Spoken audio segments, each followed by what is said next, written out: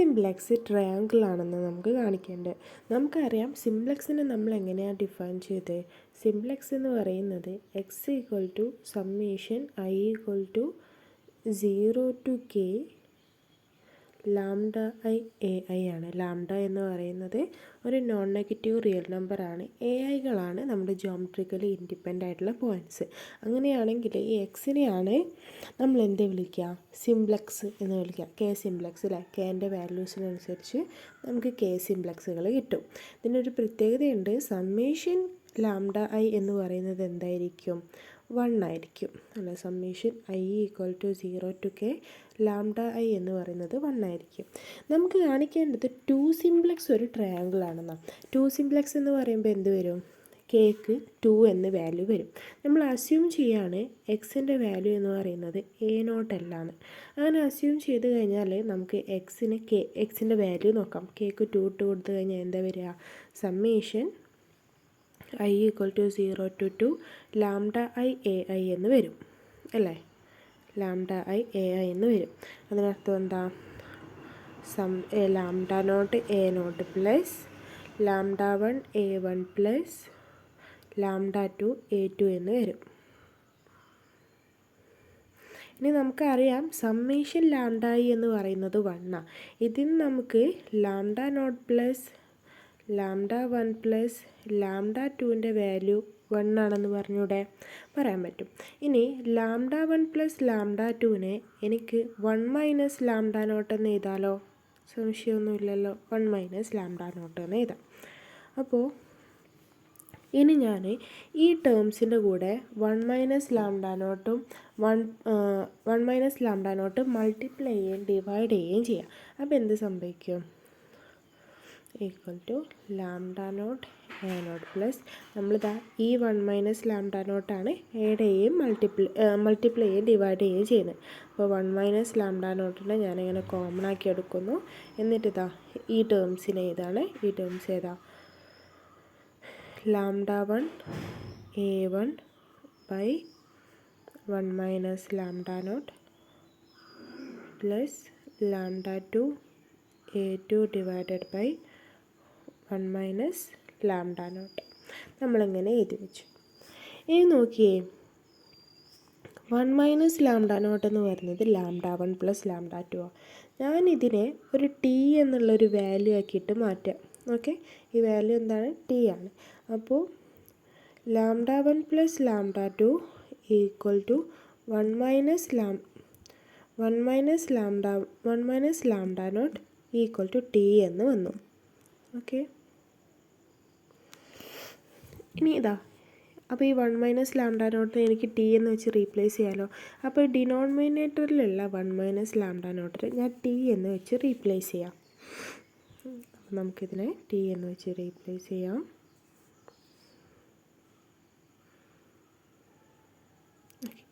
ഇപ്പം നോക്കിയേ, നമുക്ക് കിട്ടിയ ഇക്വേഷൻ എന്താ, നമുക്ക് കിട്ടിയ ഇക്വേഷൻ എന്ന് പറയുന്നത് A1 A2 എന്ന് പറയുന്ന 2 പോയിൻറ്റുകളെ ജോയിൻ ചെയ്യുന്ന ഒരു ലൈൻ സെഗ്മെൻറ്റ് അവിടെ ഉണ്ടാവും അല്ലേ. അപ്പോൾ A1 A2 എന്ന് പറയുന്ന 2 പോയിൻറ്റുകളെ ജോയിൻ ചെയ്യുന്ന ഒരു ലൈൻ സെഗ്മെൻറ്റ് അവിടെ ഉണ്ടാവും. അതാണല്ലോ ഇതിൻ്റെ അർത്ഥം.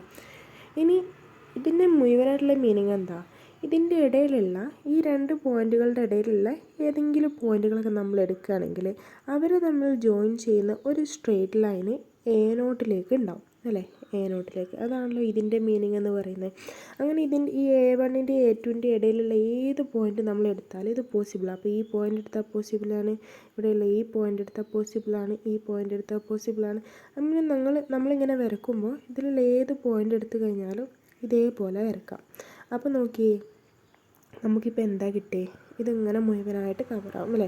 അപ്പോൾ നമുക്കിപ്പോൾ കിട്ടിയത് ഒരു ട്രയാങ്കിളല്ലേ.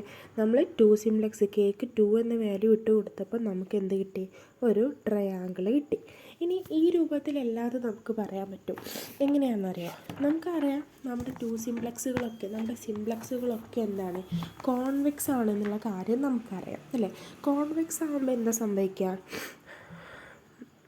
കോൺവെക്സ് എന്ന് പറയുമ്പോൾ 2 പോയിൻറ്റുകൾ നമ്മൾ എടുത്തു കഴിഞ്ഞാൽ അതിൻ്റെ സെറ്റിൽ നമുക്ക് അതിന് ജോയിൻ ചെയ്യുന്ന ലൈന് അതിൽ ഇൻക്ലൂഡ് ചെയ്യാൻ പറ്റണം. അപ്പോൾ ഇതൊരു കോൺവെക്സ് അല്ല, കാരണം ഈ രണ്ട് പോയിൻറ്റിനെ ജോയിൻ ചെയ്യുന്ന ലൈന് ഈ സെറ്റിലല്ലാതെ വരും അല്ലേ. അപ്പം നമ്മൾ എടുക്കുന്ന പോയിൻറ്റുകളൊക്കെ കോൺവെക്സ് ആണെന്ന് നമുക്കറിയാം. അപ്പോൾ ഞാനൊരു ലൈൻ സെഗ്മെൻറ്റ് എടുക്കുകയാണ്. A0 A1 എന്ന് പറയുന്ന പോയിൻറ്റിനെ ജോയിൻ ചെയ്യുന്ന ഒരു ലൈൻ സെഗ്മെൻറ്റ്. നമ്മൾ ആദ്യം ഈ ഒരു രീതിയിൽ പറഞ്ഞു. ഇനി നമ്മൾ പറയാൻ പോകുന്ന മറ്റൊരു രീതിയാണ് കേട്ടോ. കോൺവെക്സ് സെറ്റിലാണ് നമ്മുടെ സിംപ്ലക്സ് കിടക്കുക എന്നുള്ള ഒരു കൺസെപ്റ്റ് യൂസ് ചെയ്തിട്ടാണ് പറയുന്നത്. അപ്പോൾ A0 A1 എന്ന് പറയുന്ന രണ്ട് പോയിൻറ്റുകളെ ജോയിൻ ചെയ്യുന്ന ലൈൻ സെഗ്മെൻറ്റ് നമ്മളെ സിഗ്മ 2ൽ നിന്ന് എടുക്കുകയാണ്. അപ്പോൾ അവർ എന്തിൻ്റെ ഉള്ളിൽ തന്നെ ഉണ്ടാവണം, നമ്മുടെ സിഗ്മ 2 എന്ന് പറയുന്ന സ്പേസിൻ്റെ ഉള്ളിൽ തന്നെ ഉണ്ടാവണം, എന്നാൽ അത് കോൺവെക്സ് ആവുള്ളൂ. നേരത്തെ പറയുന്ന പോലെ എടുക്കുകയാണെങ്കിൽ ഈ ഒരു സെറ്റ് എന്ന് പറയുന്നത് എന്താണ്, സിഗ്മ 2 ആണ്, അഥവാ നമ്മുടെ 2 സിംപ്ലക്സ് ആണ്.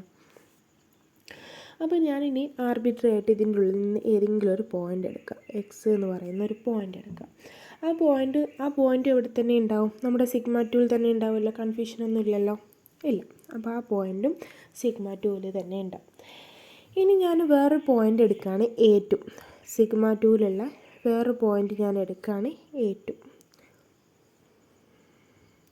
A2 ഒരു കോൺവെക്സ് സെറ്റ്, സിഗ്മ 2 ഒരു കോൺവെക്സ് സെറ്റ് ആണല്ലോ. കോൺവെക്സ് സെറ്റ് ആയതുകൊണ്ട് നമ്മുടെ എക്സും A2 ജോയിൻ ചെയ്യുന്ന ലൈനും എവിടെ തന്നെ ഉണ്ടാവും, സിഗ്മ 2ൽ, 2 സിംപ്ലക്സ്. എക്സ് എന്ന് പറയുന്നത് നമ്മൾ ആർബിട്രറി ആയിട്ട് A0ൻ്റെ A1ൻ്റെ ഇടയിൽ നിന്ന് എടുത്തതാണ്. അപ്പോൾ അത് ഏത് എക്സിനും അതെന്താണ്, ട്രൂ ആണ്. അപ്പോൾ നമ്മൾ എടുക്കുന്ന ഏത് പോയിൻ്റ്, ഇവിടെയുള്ള ഈ പോയിൻ്റ് ആവട്ടെ എല്ലാ പോയിൻറ്റിനും ഇതെന്താണ്, ട്രൂ ആണ്.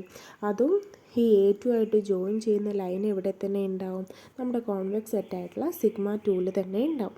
അങ്ങനെ സിഗ്മ 2ൽ ഉണ്ടായിക്കഴിഞ്ഞ് അതിനെങ്ങനെ ജോയിൻ ചെയ്ത് വരച്ച് നോക്കുമ്പോൾ നമുക്ക് എന്ത് കിട്ടി, ഒരു ട്രയാങ്കിൾ കിട്ടി. അപ്പോൾ നമുക്ക് എന്ത് പറയാം, 2 സിംപ്ലക്സ് ആണെങ്കിൽ അതെന്തായിരിക്കും, ട്രയാങ്കിൾ ആയിരിക്കും എന്ന് പറയാൻ പറ്റും.